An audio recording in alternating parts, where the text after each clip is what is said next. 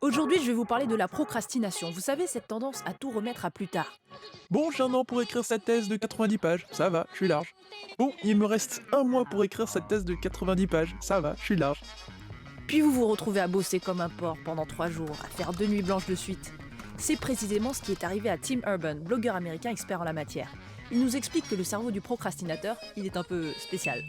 Normalement, c'est le décideur rationnel qui est aux commandes, mais il est menacé par le singe de la gratification instantanée. Ce singe veut de l'amusement et de la facilité. Maintenant, tout de suite. Je vais faire quelque chose de productif, remplir ma fiche d'impôt. Ah non, il y a le dernier épisode de la saison 8 de Game of Thrones qui vient de sortir. Et je propose qu'on regarde toutes les vidéos de bébé panda sur YouTube. À l'époque de la préhistoire où manger, chasser, dormir et se reproduire étaient nos activités principales, ça allait encore.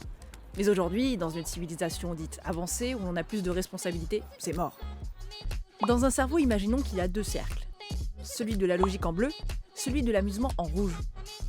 À cause du méchant singe, le procrastinateur finit toujours par rejoindre la zone rouge, le côté obscur de la force. Parce que tout le temps passé à s'amuser, c'est du plaisir non mérité. Heureusement, il existe un monstre panique qui fait peur au singe. Il se réveille à l'approche des échéances.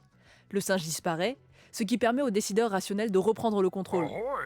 Mais puisque ce système fonctionne plus ou moins, pourquoi y a-t-il tant de procrastinateurs malheureux ? Parce que dans la vie, il y a plein de choses qui ne paraissent pas urgentes, donc qui n'ont pas d'échéance.